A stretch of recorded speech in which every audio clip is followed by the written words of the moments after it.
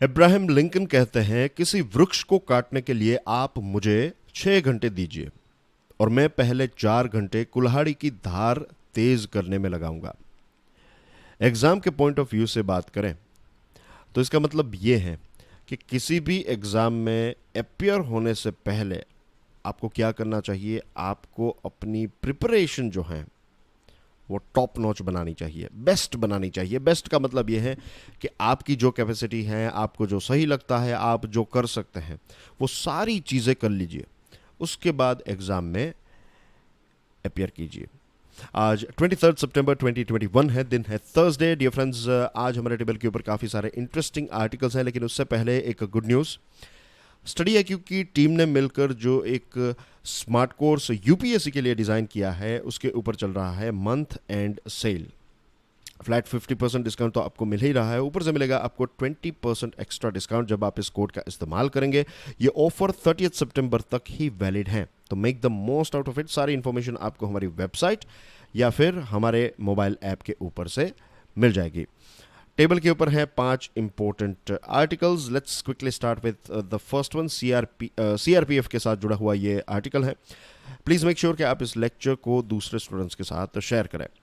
एक रिपोर्ट आया है, इंडियन एक्सप्रेस में यह आर्टिकल पब्लिश किया गया है कि सेंट्रल रिजर्व पुलिस फोर्स जो छत्तीसगढ़ में डिप्लॉयड है और उनकी क्वालिटी ऑफ ऑपरेशंस में क्या क्या इश्यूज आ रहे हैं, ये सारी चीज़ों के बारे में आज हम बात करने वाले हैं। लेफ्ट विंग एक्सट्रीमिज्म, माओविज्म, माओविस्ट, या फिर आप कह सकते हैं कि नक्सल एरिया आपकी स्क्रीन के ऊपर है। सबसे ज़्यादा प्रभावित हमारे देश में अगर कोई राज्य है तो वो है Chhattisgarh, as you can see on your screen, right. ये वाला रीजन जो है वो सबसे ज़्यादा माओविज्म से या फिर ये नक्सलवादियों से प्रभावित हैं।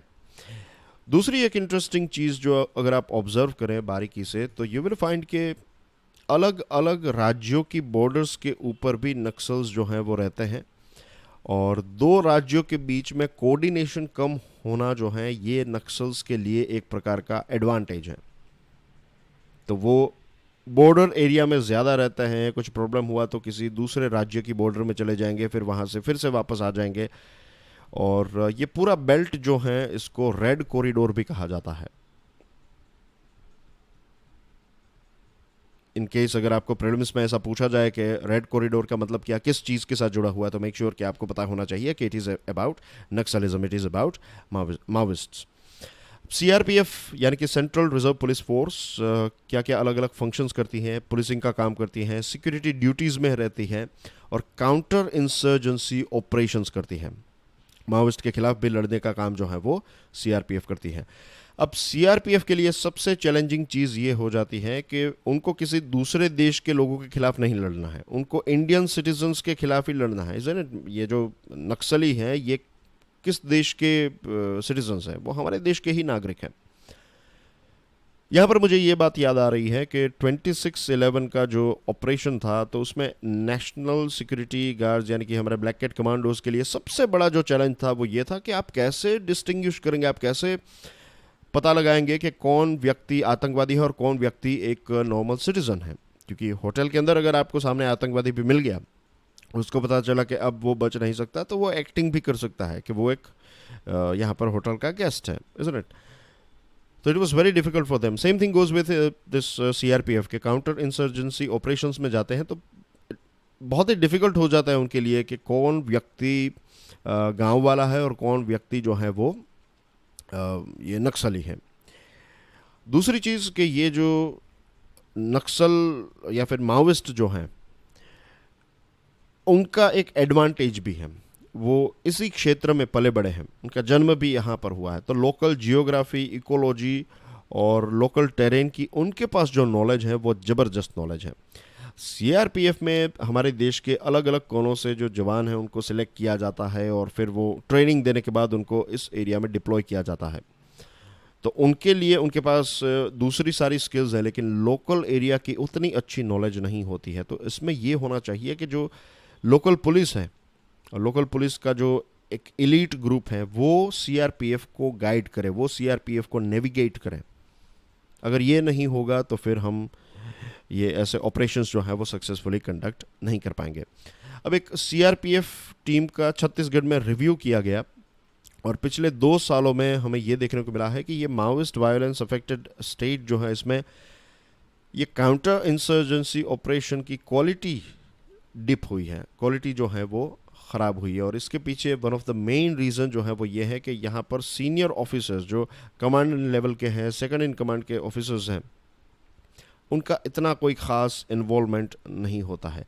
एक लीडर के बिना आप ऑपरेशंस नहीं कर सकते। आपने कई बार फिल्मों में भी देखा होगा कि किसी मिशन में अगर जाते हैं तो लेट्स से 10 लोग हैं, तो 10 लोग में से एक लोग जो है वो उनका कैप्टन या फिर कमांड ऑफिसर होगा, और अगर उस व्यक्ति को इनकेस कुछ हो जाता है तो उसके बाद दूसरा व्यक्ति जो है, मीन्स पता ही होता है कि अगर इनको कुछ हो गया तो हु विल टेक चार्ज, अगर उस सेकंड व्यक्ति को कुछ हो गया तो who will be the third person. क्योंकि कोऑर्डिनेशन के बिना आप इस प्रकार के मिशंस जो हैं उनको एग्जीक्यूट नहीं कर सकते। Most recently the Sukma Bijapur ambush led to the death of 22 security personal.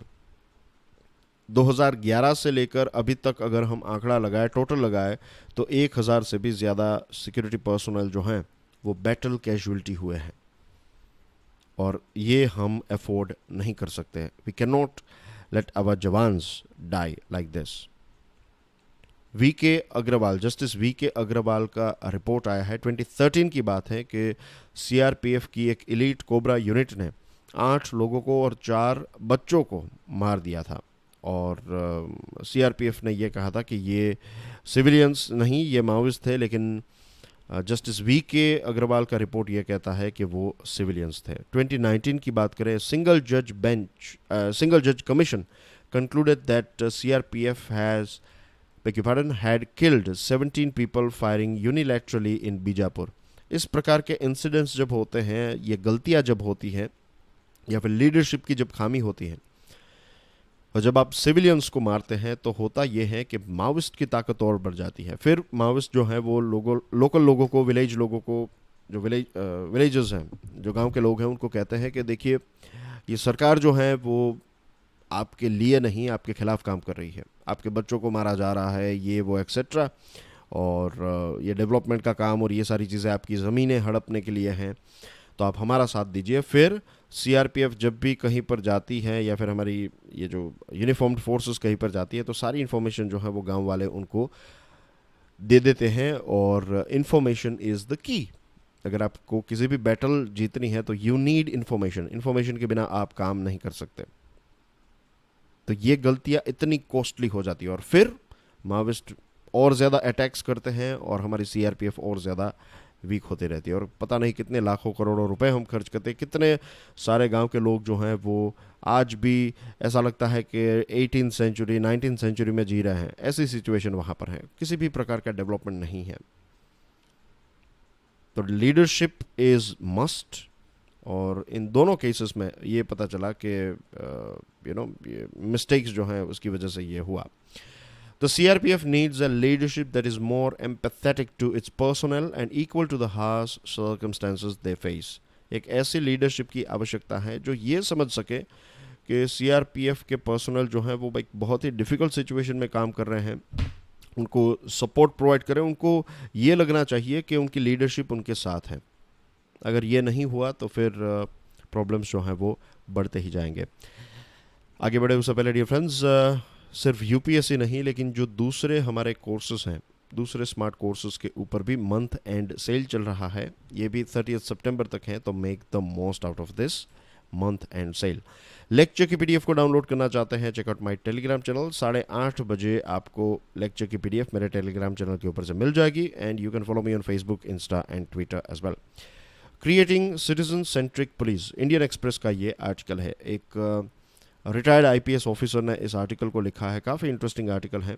उनका कहना यह है कि 22 सितंबर को हर साल पुलिस रिफॉर्म्स डे के तौर पर हमें सेलिब्रेट करना चाहिए, क्योंकि 2006 में सुप्रीम कोर्ट ने इसी दिन 22 सितंबर 2006 को सुप्रीम कोर्ट ने एक हिस्टोरिक वर्डिक्ट, एक हिस्टोरिक जजमेंट दिया था। उस जजमेंट में सुप्रीम कोर्ट ने 7 पुलिस रिफॉर्म्स के बारे में बात बताई थी। सुप्रीम कोर्ट ने यह आदेश दिया था कि आपको 7 ऐसी चीज़ें करनी है, और अगर ये 7 चीज़ों को हर एक राज्य और सेंट्रल गवर्नमेंट इम्प्लीमेंट कर दे तो हमारे सिटीजन्स के लिए, और सिर्फ सिटीजन्स के लिए नहीं, हमारे जो पुलिस वाले हैं उनके लिए भी ये गेम चेंजर बन सकते हैं। हमारे देश में प्रॉब्लम यह है कि पॉलिटिशियंस और corrupt police officers pay attention. मैं ऐसा नहीं कह रहा हूँ कि सभी पुलिस वाले, what I am saying is politicians और करप्ट पुलिस ऑफिसर्स के बीच में एक नेक्सस बन चुका है। कई बार हमें इस प्रकार के, ये सचिन वाजे, परमबीर सिंह और अनिल देशमुख का जो केस पूरा सामने आया था, तो इस प्रकार के बहुत सारे ऐसे अनहोली नेक्सस हमें देखने को मिलते हैं। तो what we need is, we need to free our law enforcement agencies from the clutches of self serving political leaders. हर एक पॉलिटिकल पार्टी यही चाहती है कि होम मिनिस्ट्री, क्योंकि जो आपकी सरकार है किसी भी राज्य में, किसी भी पार्टी की सरकार क्यों ना हो, तो आपकी ही पार्टी का एक व्यक्ति जो है वो होम मिनिस्टर बनेगा। एंड होम मिनिस्टर जो है वो फाइनल बॉस होते हैं ये सारे पुलिस डिपार्टमेंट के, पुलिस ऑर्गेनाइजेशन के। दूसरी जो चीज़ है वो ये है कि इट इज़ वेरी स्ट्रेंज कि इंडियन पुलिस सर्विस एक स्पेशल सर्विस है, लेकिन होम सेक्रेटरी जो है वो ज़्यादातर इंडियन एडमिनिस्ट्रेटिव आईएएस ऑफिसर को होम सेक्रेटरी बनाया जाता है, एक आईपीएस ऑफिसर को होम सेक्रेटरी बनाया जाना चाहिए। दूसरा जो एक प्रॉब्लम है हमारे देश में वो ये है कि अलग अलग एंट्री लेवल्स हैं। आप कांस्टेबल की एग्जामिनेशन से पुलिस फोर्स को ज्वाइन कर सकते हैं, आप एसआई या फिर पुलिस इंस्पेक्टर की एग्जामिनेशन का एक लेवल है, then deputy superintendent of police DSP या फिर डीवाईएसपी का एक लेवल है, एंड एक लेवल है इंडियन पुलिस सर्विस का, आईपीएस का। तो ये अलग अलग एंट्री लेवल्स हैं। एक कांस्टेबल जो है वो, अगर आपने 5 साल एज ए कांस्टेबल के तौर पर काम किया, और अगर आप चाहते हैं कि आप इंडियन पुलिस सर्विस को ज्वाइन करें, तो एक स्पेशल एग्जामिनेशन उनके लिए भी होनी चाहिए। फिर पुलिस सर्विसेज की एग्जामिनेशन भी हम टोटली अलग कर सकते हैं, यूपीएससी जो इंडियन एडमिनिस्ट्रेटिव सर्विस के साथ इसकी, यानी कि एक सिविल सर्विसेज एग्जामिनेशन में से सिलेक्ट किया जाता है।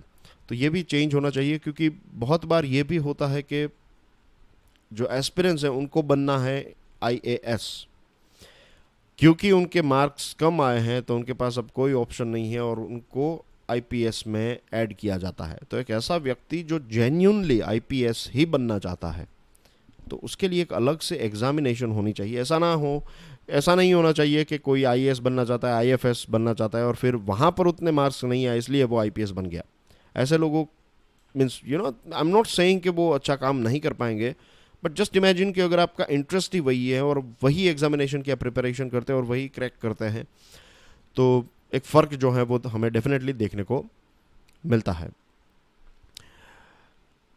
तो मैं बात कर रहा था कि हर एक पॉलिटिकल पार्टी जो है वो होम मिनिस्ट्री या फिर होम मिनिस्टर जो है वो चाहेंगे कि कौन पार्टी नहीं चाहेगी कि पुलिस का कंट्रोल उनके पास हो, और कितने सारे काम आप करवा सकते हैं। आप अपने ओपोजिशन के जो लोग हैं उनके ऊपर केसेस, ये वो, और पावर एक्सरसाइज कर पाएंगे। ये सारी चीज़ें जो हैं एक लंबे समय से चल रही हैं, एज वी ऑल नो। हर एक राज्य की बात है, सेंट्रल गवर्नमेंट में भी अलग अलग सरकारें आई और गई या फिर आएगी भी, लेकिन जब तक पुलिस फोर्सेस इनके कंट्रोल में है तब तक आपको पॉलिटिकल अपॉइंटमेंट्स तो देखने को मिलेगी ही। तो जो पुलिस ऑफिसर्स हैं वो सिटीजन्स को ध्यान में रखते हुए नहीं, पॉलिटिशियंस को ध्यान में रखते हुए जब तक काम करेंगे तब तक ये नेक्सस हमें देखने को मिलता रहेगा। ये सारी चीज़ें इसलिए भी हो रही हैं क्योंकि पब्लिक की अवेयरनेस बहुत कम है। एक तो भय बहुत ज़्यादा है।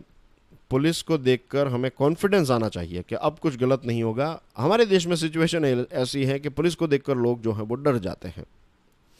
दूसरी चीज़, जब तक हम सोते रहेंगे इस बात को लेकर, तब तक पॉलिटिकल पार्टीज जो हैं ये स्टेटस को मेंटेन कर पाएगी। अगर लोग इस प्रकार की सर्विसेज या फिर पुअर सर्विस जो आपको मिलती है इसको एक्सेप्ट करना बंद कर दें, अगर ये इलेक्शन का एक मेन मुद्दा बन जाए या फिर जो टॉप मुद्दे हैं उसमें से एक बन जाए, तो फिर ये चेंजेस जो हैं वो करने ही पड़ेंगे। कोई ऑप्शन ही नहीं रहेगा पॉलिटिकल पार्टीज के पास। The court had directed the formation of establishment boards. Court ने ये कहा था, जो 7 रिफॉर्म्स हैं उसमें सुप्रीम कोर्ट ने कहा था कि अनबायस्ड पोस्टिंग्स, ट्रांसफर्स, प्रमोशंस और दूसरे सर्विस रिलेटेड मैटर्स के लिए एक एस्टैब्लिशमेंट बोर्ड्स होना चाहिए। इसमें कोई पॉलिटिशियंस नहीं होंगे, इसमें नॉन करप्ट जो निष्ठावान पुलिस ऑफिसर्स हैं, सीनियर ऑफिसर्स जिनके पास अच्छा एक्सपीरियंस है, वो इस एस्टेब्लिशमेंट बोर्ड्स के हेड होंगे और वो डिसाइड करेंगे कि किस व्यक्ति को कहाँ पर पोस्टिंग देनी है एक्सेट्रा। एक सिक्योरिटी कमीशन होना चाहिए सेंट्रल लेवल और स्टेट्स लेवल पर, ताकि पुलिस को लेकर जो पॉलिसी मेकिंग है वो ये सिक्योरिटी कमीशन बना सके। और हमारे देश में, पूरे देश में आप देखेंगे कि पुलिस की जॉब जो है उसको काफ़ी डिफ़िकल्ट जॉब कहा जाता है। और क्यों नहीं, क्योंकि ऑन एन एवरेज एक पुलिस वाला जो है वो, व्हेन आई से पुलिस वाला, I am also talking about police women, तो 14 आवर्स तो एवरेज पूरा दिन उनका काम रहता है। सुबह जाते हैं तो you never know when you will come back.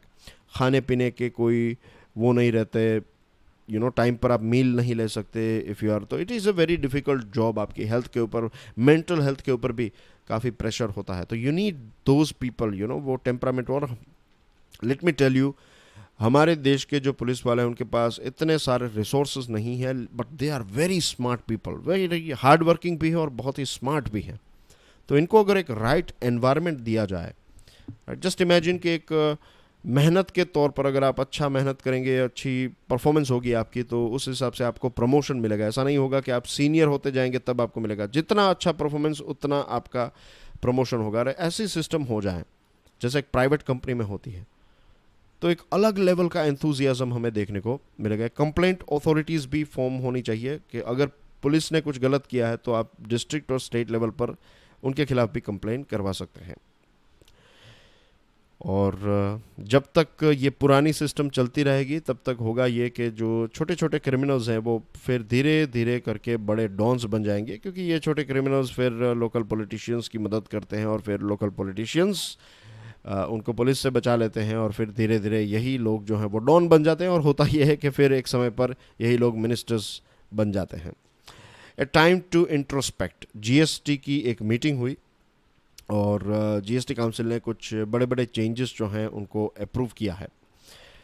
Concessional tax rates on vital covid equipment such as oxygen concentrators will lapse on 30th September. इस महीने के अंत तक ये जो ऑक्सीजन कंसंट्रेटर्स के ऊपर जो टैक्स, कंसेशनल टैक्स रेट लगाया जाता था, अब ये लैप्स हो जाएगा, यानी कि अब ख़त्म हो जाएगा। अब आपको उसके ऊपर जो भी पहले टैक्स पे करना पड़ता था वही टैक्स पे करना पड़ेगा। मेडिसिन्स की बात करें तो उसके ऊपर भी लोअर टैक्स लगाया गया है, तो ये दिसंबर में ख़त्म हो जाएगा। But the problem is we don't know as far as the अगर डेटा की ऊपर बात करें तो हमने देखा कि आज भी हमारे देश में 30,000 जितने केसेस, कोविड के केसेस हर रोज़ देखने को मिलते रहते हैं। तो Covid is not over yet, Covid ख़त्म नहीं हुआ है। और ऐसा कोई डेटा नहीं है जिससे हम ये कह सकें कि न्यू ईयर्स डे के दिन पर कोविड के केसेस नहीं होंगे। तो what we need to do is we means GST council को इसको और ज़्यादा कंटिन्यू करने की आवश्यकता है। ये ऑक्सीजन कॉन्सेंट्रेटर्स और मेडिसिन्स के ऊपर जो एक लोअर टैक्स लगाया जा रहा है, तो इसको और ज़्यादा एक्सटेंड किया जाना चाहिए। एनीवे, तो ये डिसीजन लिया है। फिर इन्वर्टेड ड्यूटी स्ट्रक्चर्स की बात करें तो फुटवेयर और टेक्सटाइल में एक लंबे समय से ये प्रॉब्लम चल रहा है, inverted duty structure. Now the question is what is inverted duty structure. बहुत ही सिंपल लैंग्वेज में बात करें तो लेट्स से कि ये आपका इनपुट है, ये स्टेज है आपका प्रोसेस का, and this is your output stage. Let's say आप फुटवेयर बनाते हैं, तो आपने अलग अलग चीज़ें आप मंगवाएंगे, रबर मंगवाएंगे, कपड़ा मंगवाएंगे, फिर जो भी ग्लू हैं, राइट, फुटवेयर बनाने के लिए। तो ऐसी 5-6 आइटम्स जो हैं, this items are your input. फिर इसके ऊपर प्रोसेस आप असेंबल करेंगे या डिज़ाइन करेंगे, ये वो एक्सेट्रा, और फिर जूता जब बन जाएगा तब आप इसको बेचेंगे। नाउ लेट्स से कि अगर जूतों के ऊपर लेट्स से 18% जीएसटी है और आपके कुछ ऐसे इनपुट्स हैं जैसे कि ग्लू फॉर एग्जांपल। अब ग्लू का क्या एग्जैक्ट रेट है आई डोंट नो, मैं आपको सिर्फ यहाँ पर एग्जांपल दे रहा हूँ, तो मैं यहाँ पर आपको राइट फिगर नहीं दे रहा हूँ। What I am saying is I am just trying to explain कि what is inverted duty structure. तो लेट्स से कि ये ग्लू जो है उसके ऊपर 28% जीएसटी लगती है। अब प्रॉब्लम होगा ना यहाँ पर, आप कितना कलेक्ट करेंगे? 18, आपने कितना पे किया है? 28। तो this is called inverted duty structures या फिर स्ट्रक्चर, कि इनपुट जो रॉ मटेरियल है उसके ऊपर जीएसटी ज़्यादा है लेकिन फाइनल प्रोडक्ट के ऊपर जीएसटी कम है, तो मिसमैच हो जाएगा। ये प्रॉब्लम टेक्सटाइल और फुटवेयर में चल रहा है, इसको सॉल्व करने की आवश्यकता है। इसको सॉल्व करने के लिए स्टेप्स भी उठाएं, ऑफ कोर्स जीएसटी ने एक डिसीजन लिया। फिर फूड डिलीवरी सर्विसेज जो जोमेटो स्विगी हैं, उनको कहा गया है कि आप टैक्स कलेक्ट कर लीजिए जीएसटी, और रेस्टोरेंट्स नहीं, आप अगर कोई जीएसटी या फिर जोमेटो एक्सेट्रा से ऑर्डर करेंगे, आप स्विगी या फिर जोमेटो से ऑर्डर करेंगे फूड, तो जीएसटी वो लोग कलेक्ट करेंगे, रेस्टोरेंट्स नहीं। दूसरी एक चीज़ जिसके ऊपर means it's very strange here, right, coconut oil. अब अगर आप 1 लीटर से कम पैकेज का कोकोनट ऑयल खरीदेंगे, मीन्स ये बात थी टेबल के ऊपर, बट देखिए यहाँ पर कैसी गलतियाँ भी होती है, या फिर कैसी चीज़ें जो हैं, मीन्स ग्रास रूट रियलिटी के साथ इसका कनेक्शन नहीं रहता है कई बार। पर्सनल केयर की जो आइटम, ओके, कोकोनट ऑयल अगर आप 1 लीटर से कम लेते हैं तो इसको पर्सनल केयर की आइटम माना जाएगा और इसके ऊपर 18% जीएसटी लगाई जाएगी। और अगर आप 1 लीटर से ज़्यादा लेते हैं तो फिर इसको एडिबल ऑयल की कैटेगरी में गिना जाएगा और इसके ऊपर 5% जीएसटी लगाई जाएगी। ओके, नाउ इमेजिन कि हमारे देश में पर्टिकुलरली साउथ रीजन की बात करें तो वहाँ पर कोकोनट ऑयल जो है वो खाने पीने के लिए इस्तेमाल किया जाता है।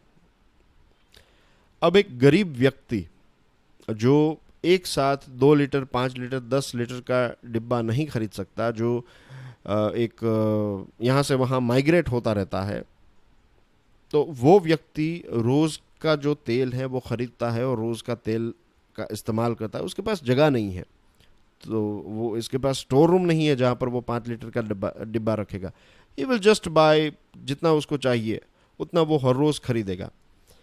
तो वो व्यक्ति कितना पे करेगा? 18%। क्या इसमें कोई लॉजिक है? ऐसी कई बार चीज़ें होती हैं, टॉप लेवल पर पता नहीं होता है कि ग्रास रूट लेवल पर क्या चीज़ें चल रही हैं। If the government really wants a consumption rebound that may reignite private investments, the center and states must begin talks on rationalizing fuel taxes. हमारे देश में फ्यूल के ऊपर कितना ज़्यादा टैक्स लगता है और फ्यूल की प्राइसेस भी 100 रुपये से ज़्यादा हो चुकी हैं। तो अगर हम चाहते हैं कि प्राइवेट इन्वेस्टमेंट इंक्रीज़ हो तो इसके लिए सरकार को ये जो फ्यूल है उसको जीएसटी के तहत लाना चाहिए, ऐसा इस आर्टिकल में कहा है। लेकिन सेंट्रल गवर्नमेंट और स्टेट गवर्नमेंट्स ऐसा नहीं होने देगी, क्योंकि एक बहुत बड़ा चंक जो है, इजी मनी जो है, वो उनको टैक्स में से मिल जाती है, फ्यूल टैक्स में से मिल जाती है, तो वो ये चीज़ जो है वो जाने नहीं देंगे। The councils firm dismissal of any shift of petroleum products to GST to lower the tax burden, means उसने clearly मना कर दिया GST काउंसिल ने। The fact that GST cess on automobiles, tobacco and aerated drinks will not be levied till will now be levied till April 2026। जून 2022 में ये चीज़ originally ख़त्म होने की थी, लेकिन अब ये जो सेस लगाया जाता है ऑटोमोबाइल्स, टोबैको और दूसरे जो ऐसे ड्रिंक्स हैं उनके ऊपर, तो अब ये 2026 तक एक्सटेंड किया गया है। यानी कि सेंट्रल गवर्नमेंट तो सेस जो है वो हमसे इन सारी चीज़ों के ऊपर बहुत ज़्यादा, मीन्स जो उनको पैसे मिल रहे हैं वो तो मिलते ही रहेंगे, ये बात तय है 2026 तक। 9 महीने बचे हैं राज्यों के लिए। राज्यों के लिए एक प्रकार से लटकती हुई तलवार है, क्योंकि जब जीएसटी को इंट्रोड्यूस किया गया उस टाइम पर सेंट्रल गवर्नमेंट ने एक वादा किया था कि आपको हर साल जो है वो 14% जितना एक्स्ट्रा मिलता रहेगा, और वो हर साल आपको, पहले साल अगर आपको जीएसटी से पहले अगर आप 100 रुपये रेवेन्यू में कमाते थे तो वी विल गिव यू 114। उसके बाद में इस 114 के ऊपर 14% ऐड किया जाएगा, उसके बाद के साल में अगेन 14% जो भी अमाउंट है उसके ऊपर ऐड किया जाएगा, तो 2022 तक आपको ये चीज़ मिलती रहेगी। लेकिन जब पैसे देने की बात आती है और क्या राज्य सरकारें जब कहती है कि भाई आप भी इसको 2026 तक एक्सटेंड कर दीजिए ये सपोर्ट, ये 14% वाला, तो सेंट्रल गवर्नमेंट ये कह देती है कि अभी रेवेन्यू इतना ज़्यादा नहीं आ रहा है, तो we can not do anything about it. तो ये एक्सटेंड नहीं हो रहा है, तो situations are going to be very tricky in future. ये पॉइंट जो है वो आपको ध्यान में रखना है कि आने वाले समय में जीएसटी की जो मीटिंग होगी, उस मीटिंग में ये 2022 में जो कॉम्पनसेशन एंड हो रहा है, तो इसको लेकर काफ़ी बहस हो सकती है, काफ़ी इश्यूज जो है वो हो सकते हैं। कुछ राज्यों ने तो ये भी कह दिया था बीच में कि हमें जीएसटी में से बाहर निकल जाना है। At this juncture, the Council should be a forum for empathetic contemplation, not fractious friction. What we need कि सेंट्रल गवर्नमेंट और स्टेट गवर्नमेंट्स, क्योंकि जीएसटी काउंसिल जो है, इस काउंसिल में सेंट्रल गवर्नमेंट भी है और स्टेट गवर्नमेंट्स के रिप्रेजेंटेटिव भी हैं। तो व्हाट वी नीड कि जीएसटी काउंसिल आराम से डिस्कशन से प्रॉब्लम्स जो हैं उन प्रॉब्लम्स को सॉल्व करें। ये वक्त ऐसा नहीं है कि हम प्रॉब्लम्स को और ज़्यादा बढ़ाएं, क्योंकि सिचुएशन काफ़ी, इकोनॉमी के पॉइंट ऑफ व्यू से देखें तो सिचुएशन काफ़ी डिफिकल्ट चल रही है। अब 2 आर्टिकल्स हैं, सी लेवल राइज इज सर्टेन, एक द हिंदू का आर्टिकल है, एक टेलीग्राफ का आर्टिकल है। एक रिपोर्ट सामने आया है, inter governmental panel on climate change, IPCC का असेसमेंट आया है, और ये असेसमेंट जो है ये एक प्रकार से क्लैरियन कॉल है फॉर क्लाइमेट एक्शन। ये एक प्रकार से लास्ट आप कह सकते हैं कि वार्निंग है कि अब अगर हमने प्रॉब्लम को अच्छी तरीके से हैंडल नहीं किया तो फ्यूचर जो है वो बहुत ही ख़राब हो सकता है। 200 से भी ज़्यादा एक्सपर्ट्स दुनिया के अलग अलग देश के कोनों में बैठे हुए लोगों ने मिलकर एक रिपोर्ट तैयार किया है, और काफ़ी एक एक्सपांसिव साइंटिफिक रिव्यू है, काफ़ी डिटेल्ड सारी चीज़ें हमारे सामने आ रही हैं। कुछ इम्पोर्टेंट फैक्ट्स मैंने अलग से आपके लिए रखे हैं। तो फैक्ट नंबर 1 इज़ कि ग्लोबल एवरेज टेम्परेचर अभी कितना हो चुका है, 1.09 डिग्री सेल्सियस। आप में से एक स्टूडेंट ने कल कमेंट में पूछा है कि 1.09 या फिर 1.09, तो वाई वी से 09 या फिर 09, इट्स वो एक इसमें कोई फ़र्क नहीं पड़ता है, राइट। इट ओल्ड, कई लोग इसको ओ कहते हैं, कई लोग इसको ज़ीरो कहते हैं, तो यू कैन यूज़ बोथ। इसमें ऐसा नहीं है कि आप ओ बोले या फिर ज़ीरो बोले, this is just a small clarification.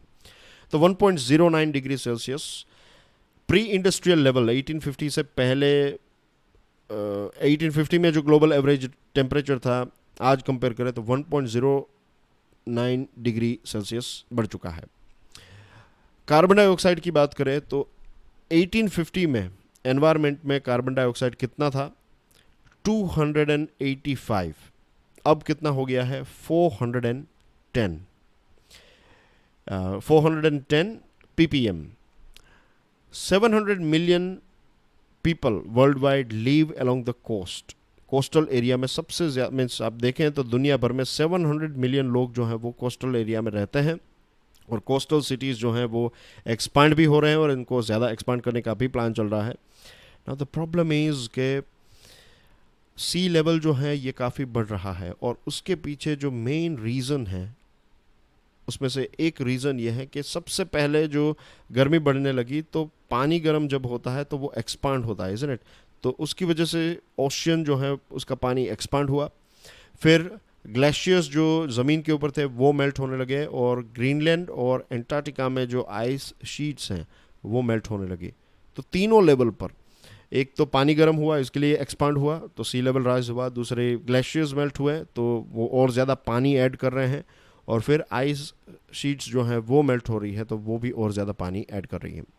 Global mean sea level rose by 0.2 meter between 1901 to 2018, और एवरेज रेट जो है सी लेवल राइज का that was 1.3 mm per year. ये 1901 से 1971 के बीच में था। 2006 से 2018 देखिए आप, उसकी स्पीड कितनी बढ़ गई, 3.7 mm पर ईयर। इतने एवरेज रेट से सी लेवल जो है वो राइज हो रहा है। तो it's a very dangerous situation for us, और 2100 तक ये कहा जाता है कि सी लेवल जो है वो 1.61 मीटर जितना बढ़ जाएगा। 1.61 मीटर, जस्ट इमेजिन कि आप एक सी शोर पर अगर आप जाएं, एक बीच पर जाएं और वहाँ पर आप खड़े रहे हैं एंड देन काउंट 1.61 मीटर, अगर उतना ज़्यादा पानी ऊपर चला गया तो आपके कितने सारे शहर जो हैं वो बर्बाद हो जाएंगे। Mumbai, London, New York, Boston, can go on and on, Chennai है, कोलकाता है, ये सारे शहर, इसके अलावा भी कितने सारे जो मेन शहर हैं वो डूब जाएंगे। UN environment programme emission gap report ये कहता है कि इस सेंचुरी के एंड तक हम 3 degree Celsius global average temperature हो जाएगा। अगर 2 डिग्री को अगर हमने क्रॉस किया तो वो टिपिंग पॉइंट को क्रॉस करने की बात है, उसके बाद दुनिया जो है वो वापस पहले जैसी नहीं रहेगी। और हमारे देश में कितने सारे वल्नरेबल लोग जो हैं वो सी लेवल पर या फिर ये कोस्टल रीजन में लेते हैं, सी लेवल राइज हो रहा है, ज़्यादा फ्लडिंग होगा। फ्लडिंग तो होगा ही ज़्यादा, ऊपर से ज़्यादा साइक्लोन्स आएंगे, उससे भी ज़्यादा नुकसान होगा, ज़्यादा बरसात होगी। ये सारे प्रॉब्लम्स जो हैं वो हमें फेस करने पड़ सकते हैं। अब बात करते हैं कोड रेड, ये टेलीग्राफ का आर्टिकल है। अगेन सेम आर्टिकल को ही हम डिस्कस करें, इसमें थोड़े पॉइंट्स जो हैं वो, कुछ पॉइंट्स जो हैं वो अलग हैं। ये जो अभी रिपोर्ट आया है, इस रिपोर्ट का फोकस जो है वो इस चीज़ के ऊपर है कि ये जो साइंटिफिक रिसर्च जो है वो की गई है, वो सारी चीज़ें हैं। नेक्स्ट 2 वॉल्यूम्स जब आएंगे तो उसमें बात होगी ह्यूमन इम्पैक्ट और सोसाइटीज़ के ऊपर इम्पैक्ट कैसी होगी, और फाइनली ग्लोबल वार्मिंग और फ्यूचर क्या होगा, इसको मिटिगेट हम कैसे करेंगे, ये सारी चीज़ों के बारे में बात होगी। कार्बन डाइऑक्साइड और दूसरे जो ग्रीन हाउस गैसेस हैं उसका एमिशन बढ़ता ही जा रहा है, ये रिपोर्ट कहता है, and that is a fact as well. UN has described the situation as code red level का डेंजर बताया है। और पिछले 3000 सालों में जितना सी लेवल राइज नहीं हुआ उतने फास्ट रेट से सी लेवल राइज हो रहा है। आर्टिक सी आइस की बात करें तो ये सबसे कम है, पिछले 1000 साल का आंकड़ा मिला है तो सबसे कम सी आइस आर्टिक ओशियन में हमें देखने को मिलता है।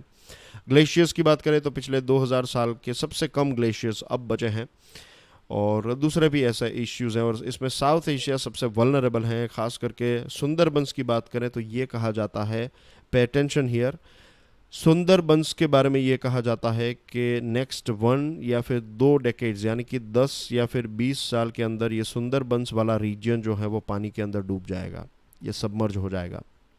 और भारत और चाइना जैसे देश ये कह रहे हैं कि हमें और थोड़ा वक्त दीजिए, हमें डेवलपमेंट करना है, इसके लिए हमें कार्बन एमिट करना पड़ेगा। लेकिन होगा ये कि जब भारत और चाइना नेट ज़ीरो तक पहुंचेंगे तब दूसरे अफ्रीका के देश आएंगे और वो कहेंगे कि हमें भी थोड़ा वक्त दीजिए, हमें भी थोड़ा पोल्यूशन करने दीजिए एक्सेट्रा। तो ये चीज़ें जो है वो they are now ethical issues, किसने क्या किया वो सारा वक्त चला गया, अब हम क्या कर सकते हैं उसके बारे में हमें सोचना होगा। And that's everything in today's discussion dear friends. कुछ न्यूज़ आइटम्स हैं आपकी स्क्रीन के ऊपर, तो प्लीज़ इनको पढ़ लीजिएगा। एंड आपके लिए जो मैंने आपको जो प्रश्न पूछा था उसका आंसर है गूगल, आपके लिए एक नया प्रश्न भी है। And I will see you tomorrow 8 AM। Please make sure कि आप इस लेक्चर को दूसरे स्टूडेंट्स तक पहुंचाएं, और टाइम भी मैं आपको बता दूं, आप भी दूसरे स्टूडेंट्स को बता दीजिएगा कि हर रोज़ आपको 8 बजे ये लेक्चर स्टडी IQ के ऊपर मिलता रहेगा। Enjoy your studies. जय हिंद।